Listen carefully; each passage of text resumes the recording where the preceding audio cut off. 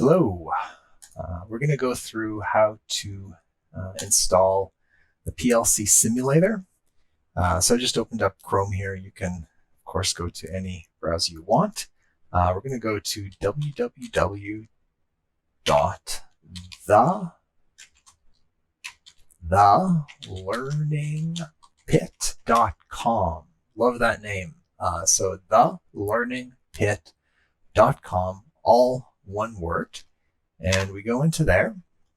And what we're going to be doing is downloading this 15-day free trial of the LogixPro Allen Bradley RS Logic Simulator.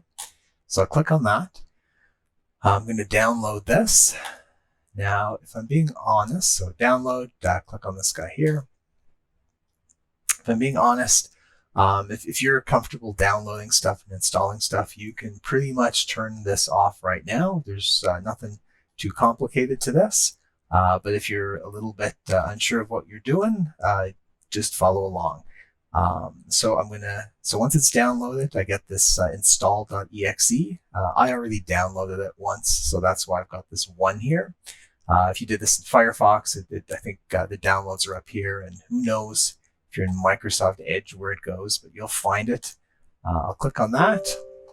We're going to say yes. We're going to allow this to make changes. I don't know if you need to be an administrator. I am on this computer.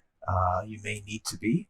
We're going to say next. We're just going to accept the location of that and say next. Now this only takes about 20 megabytes of space, so it's very small. The learning picture, we'll just accept all this. We'll install this.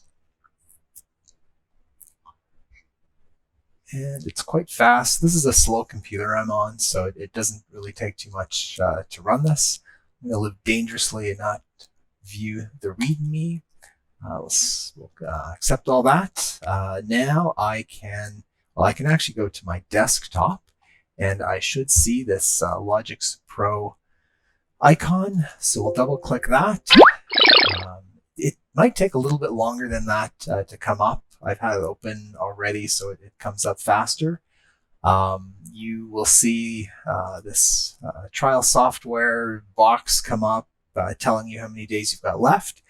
You've only got 15 days for this license, so you got to make sure that you install it sort of at the time you want to use it, so that you can get all of your work done. I'll say continue, and that's it. And that's what the interface looks like. And I'll make some other videos about how to use it.